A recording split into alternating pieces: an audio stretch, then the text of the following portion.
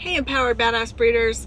Let's talk about chlorhexidine. It's a blue liquid. If you haven't started using it in your kennel, I highly recommend it, and this is why. It's a topical antiseptic that can be used before surgery, after an injury, and so the special thing about it is it washes the stickiness off of a Giardia egg. All right, it doesn't kill Giardia, but it gets the stickiness off the eggs so then we can wash them away, get them off of our dogs, out of our kennels, and a goodbye to Giardia, which that's what we all want. So how do we use it to do that? A couple different ways. I used to 100% chlorhexidine, put it in the shampoo bottle that I would do the mom baths with after they deliver, like to get under their tail, their whole backside, down their legs. It would already be mixed with the shampoo. I would do 50% shampoo, 50% chlorhexidine in the shampoo bottle. So every time you shampoo a dog or a puppy, it's already in there. I also, for moms, for the teats, I'll just do a spray bottle, put 100% chlorhexidine in it and spray all of the boobies and rinse it off, keeping it clean so that if puppies do scratch them or anything, it's a topical antiseptic, so it's cleaning the skin.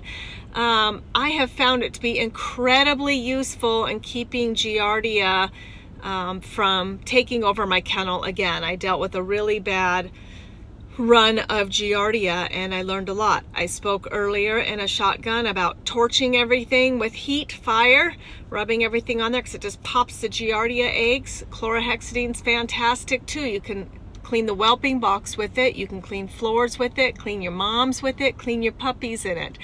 I found with puppies, I just make a chlorhexidine bowl and it's about 50% water, 50% chlorhexidine, and I'll just dip, I'll just have like this much, just enough that I can dip the puppies behind in it, their legs, their tail, their bum, right? And then just set their feet all in it, because anywhere that poop can be, Giardia can be, and the eggs are sticky, and that's why they continue to reinfect themselves. So if you're like, look, I had a clean fecal, or my mom was clean when I bred her and now my whole litter has it. First of all, it lives dormant in the tissues of a dog. So through the stress of delivery, it reactivates. Yeah, reactivates. I think that's right. And it infects the mom and then the puppies. And it's infected through the feces of a dog. So anywhere poop can be, we want to use chlorhexidine to make sure any sticky eggs are washed away, because sticky eggs stick to the paws, stick to their bum, their tail, and what do dogs do? They lick their feet, they lick their bum, yeah, I know, they lick their tail, they lick their haunches, they're licking their puppy's poop, and it just continues to reinfect, and it becomes a mess. So that's a little tip, trick to help wash the sticky Giardia eggs bye-bye. The dreaded coccidia. Let's talk a little bit about that, because it can be absolutely devastating to get coccidia in your puppies. There is not consistent, congruent evidence on how early a puppy can truly get coccidia. You'll talk to someone and they can say they can have it 2 days after birth, and others say no, it takes longer for it to manifest. All I can say is my experience is that we would get what, you thought like puppy fading syndrome, or people call like toxic milk. And I started treating it as it was coccidia. The stools smelled differently. It was all the same symptoms. It always started with one puppy and quickly spread. So our goal was to stop diarrhea first and foremost with even 1-day-old puppies, 2-day-old puppies, 3-day-old puppies. We implement pectin, just like 0.5 milliliters in the cheek. I have another video of this, of how we stop diarrhea, so you can scroll back through. And we talk about poop issues. Tylan, T-Y-L-A-N, just, I dip my finger, my tongue, and dip it in there and rub it on the roof of their mouth. I'm just trying to stop diarrhea. And then treating with torturzeril. It's actually a horse medication that you can buy. And we'll start treating with that 1, 2, 3 days old, because if you don't, you know, we've lost puppies, and then you're tube feeding and it's getting on top of the diarrhea. So stopping the diarrhea with things that you can do like pectin, we've found a good luck with Tylon, and then trying to treat the coccidia. Here's what also I've been told and what I know is it's not necessarily easy to treat. The other thing that can be prescribed is Albon, and it tastes like banana, and so puppies love it, but it's more like an antibiotic and needs to be given for 10 days. You've got to have a prescription.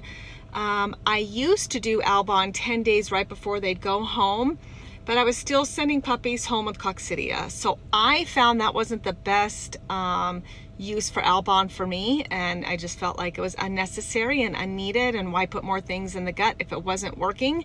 So we hit the Tortazol for 3 days at a time, and we do it usually twice, depending on the litter. If we see signs of what we think is coccidia, that greasy, stinky poop, we'll just treat as it's coccidia. I don't know if it is or not, because you know what? Even if you took in a stool sample of newborn diarrhea, the chance of getting a false negative is really high. So it might say, no, the fecal's clean, but it's not, all right? There's something in there. So I don't even bother with that anymore. I just treat it as coccidia. Older puppies too, if you feel like you're having issues, just hit them with 3 days of the Tortazol again, and anything to help combat diarrhea. And you can do the same things, Tylon or pectin, to help, the anti-diarrheal to help. Now, cleaning for coccidia, that's another thing. The thing that kills coccidia the best is ammonia.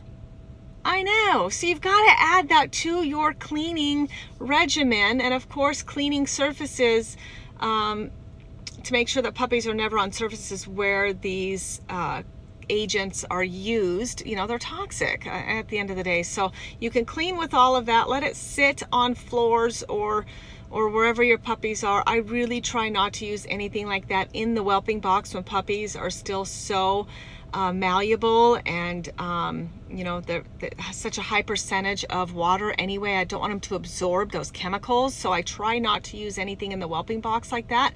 But at the end of the day, if I'm losing a litter, then I will. I'll use the torch. I've got videos of using a weed torch, and I'll use fire and literally run it inside on the whelping box. That will kill Giardia and coccidia, ammonia, and then you can take water and just clean all of those cleaning agents and disinfectants off the surface area where you're going to put your puppy. All right, there you have it. There's just a few tips and tricks on dealing with coccidia. It's yucky, I know. Let's talk about ultrasounds versus x-rays when your dam is pregnant or you want to confirm pregnancy, because it can be really difficult when you're trying to put together a wait list and, let's be real, plan your life.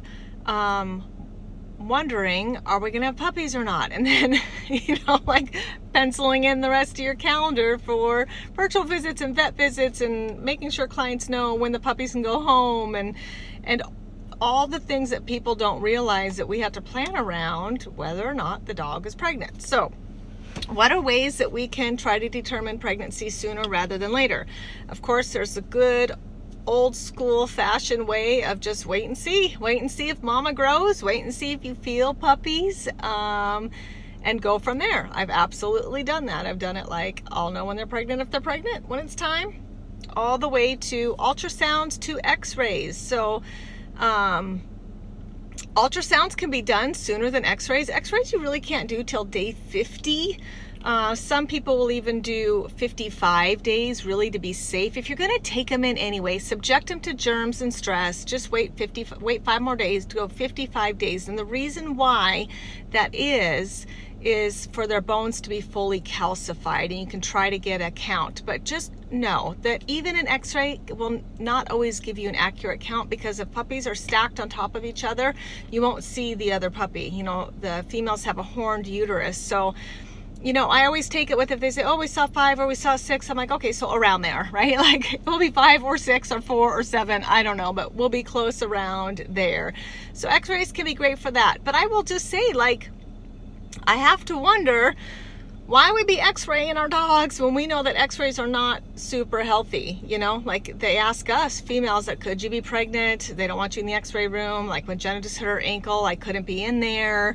They put the thing on you to make sure that the x-ray doesn't penetrate into your body. Like, and I'm thinking, why are we like, is this really the best thing? I don't know. Like, I just wonder if we're lacking some information and we're too quick to x-ray all the time. So, of course, do what you need to do. I know there are some breeds that it's really important to get an x-ray, or if, you know, my mom's health could be in trouble, like I will x-ray, like without a doubt. I'm not worried about it. If there's other factors other than me just wanting to know if they're pregnant, if it's just me like, I want to know if they're pregnant, I won't x-ray. I won't put them under the extra stress of going to the vet, being subjected to germs or whatever, and then of course the x-ray in and of itself. So that's how I feel about x-rays.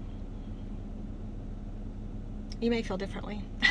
The ultrasound, a lot of breeders are doing them themselves. We're buying $500 to $1,000 little ultrasound machines that aren't fantastic, but at least you can see the sacs. You can be like, yeah, we're pregnant, you know, well, let's plan on puppies, move ahead, we've got puppies coming. But know that pregnancies can get reabsorbed. I've had where we have seen sacs and then no pregnancy. So that can happen. So I'm not quick to like start emailing clients and be like, oh, we got a pregnancy. I'll wait and we can ultrasound again and look for bones. But you can ultrasound like as early as day 30, 35 on a cheap ultrasound machine and see if you can see the sacs. Of course, a vet can do it, and if they have really good equipment, you might get a fairly accurate count. Again, I've had it where we have been off. The ultrasound has not been correct. What I do love about the ultrasound is they can look at heartbeats and make sure that they're healthy. So if I do have a mom that's in stage 1 labor really long, we'll take them in and they'll just put the ultrasound on them and we'll monitor fetal heartbeats so that it doesn't drop. We want them around 200 beats per minute. Around there for a healthy neonatal puppy, and if they start plummeting, then they're in distress. So we're like, all right, we got to do a C-section. So just some things to keep in mind. It's nice to know if you have puppies coming, without a doubt. That's ideal. And there's different options for you. You can wait and see, you can x-ray, or you can ultrasound. Those are the 3 ways. If there's any other way you figured out how to determine pregnancy sooner rather than later, drop it below, or any other experiences you have with those methods. Thanks for riding shotgun with me today. Bye.